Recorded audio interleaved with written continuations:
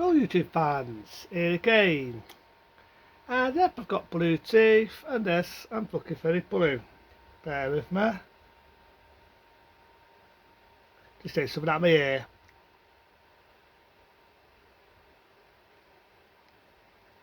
Got it. Something stuck in my ear. Yes, I've got blue teeth and I've still got a horrible mark on my face. That's not why I'm speaking. I figured why not with the 80s marathon do another Jake Tacit action film.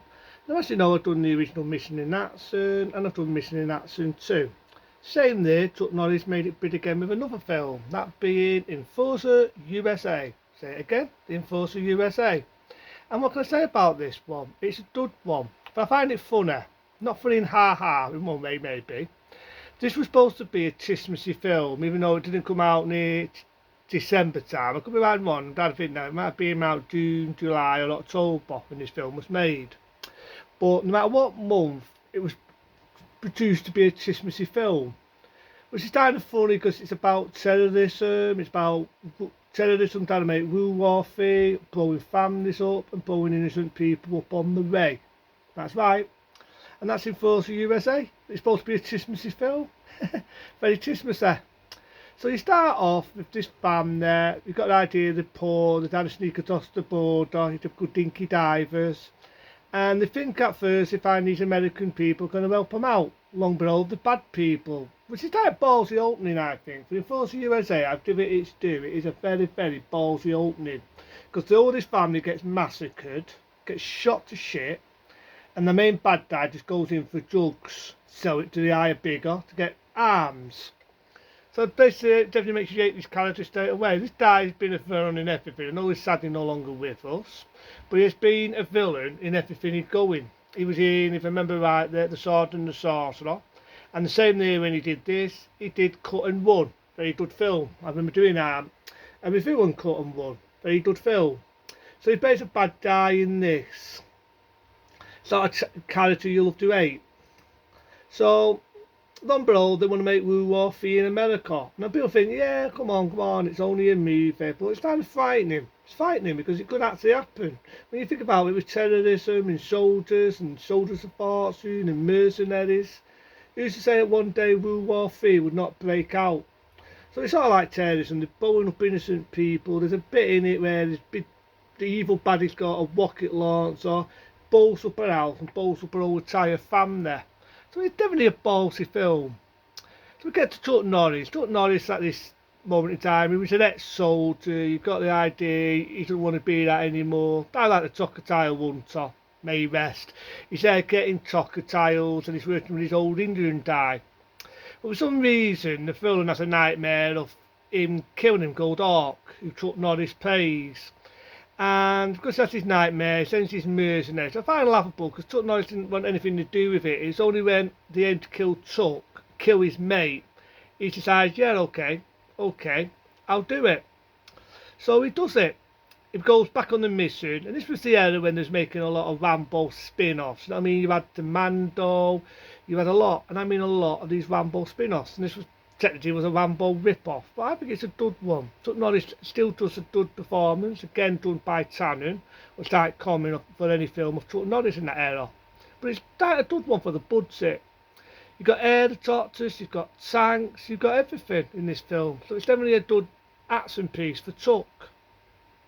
So he's going after the main villain, being the main bad guy, basically to get his sweet revenge. That's what it's about. But I love the scene, he's about to pull a turret, so you think, oh no, he's not going to go that route. But it doesn't. Chuck Norris says it works with this, and he just blows them up. There's a bit where he's about to attack a stew bus. You think they're not going to go that route, I'm having blue fingers. Chuck Norris says, works with this, I believe you missed this. Blows another bomb, blows the baddies up. I do love the bit where he's in this shop, which I believe was a real shopping centre, which was about to be demolished. And Chuck Norris just guys this two bloody guns, ripped shirts. This is the Chuck Norris I miss, big raping muscles, shoots all the bad guys to shit. My only issue is you've got this one access. Right, you've got this one access, cannot act away out of a paper bag. She cannot act away, diggity dig. And all the way through the film it's like, what you going, cowboy? And she has to be the most irritating character in movie history. And I've heard rumours that we're going to have another actress play her before her. And some of them I was trying to tell us of what they would have been like, but for some reason I went with his actors, couldn't act to save Diggity D, and all the way through the film it's, what you doing, cowboy? And I was usually wondering whether there was bits cut down, whether there was a love scene between Tuck and her, the way it was going, but it never went that route or, never went that route or. But because he saves the day on the bit with the stew bus, a funfair gets blown up. Happy to say you don't see it, you just see the aftershot. So Direct sent him on the mission, Tuck gets pissed and gets him to have a fate arrest. And always got me this. Always got me. I was wondering why they always Chuck Norris got arrested. But then you find out it's not the case, he's faked it. But I always love to see him where he says to the villain's name, I'm coming for you. Time to die. I love that scene. It's definitely a ballsy film. It's definitely firing in places. I'm not going to lie, it's firing. There's a bit where a couple are making it out. One of the villains shoot them up. You've got soldiers running left, right and centre. They don't give a shit about women. They don't give a shit about kids. They mow anyone that gets in the way down. These are definitely nasty mercenaries. And I just love the bit when he's in the building. The villain's shooting everything. There's no bodies anywhere. And then Chuck Norris goes after him. Shoots everybody, all the baddies. Chuck Norris has an epic fight with our villain. The bit where the villain's got a sock done, I think, man. He's got a sock done. And Chuck Norris says, time to die. Got a rocket launcher. The villain's about to pull a gun out, bowls him up, bowls him to shit. Happy ending. I also love the music to it. This is a bit where I got confused when I was talking about the original Mission in Action, because the music is very similar. Where remember right there, in Mission in Action, the music goes. But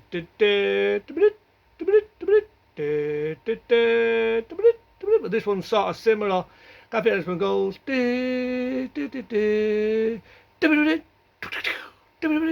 Doesn't do a rubbish job, but I also like the music to it. You know, it's epic, it's action.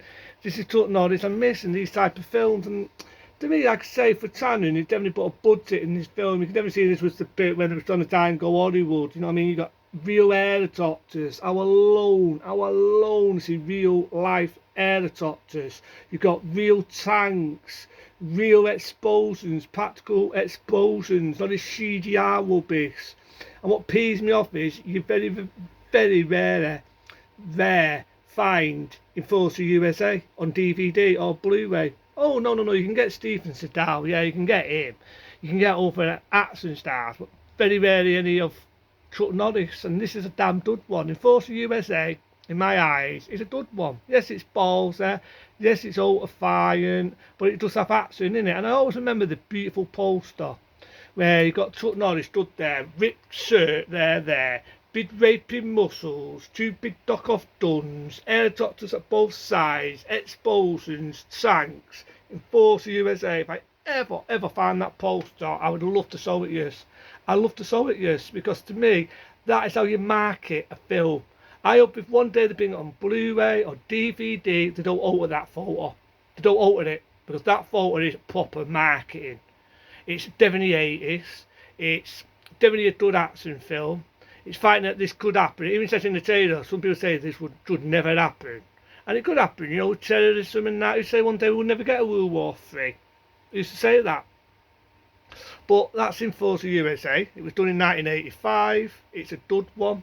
It was that era when you had a lot of Rambo rip-offs. But into them, be smart, be safe. See you later.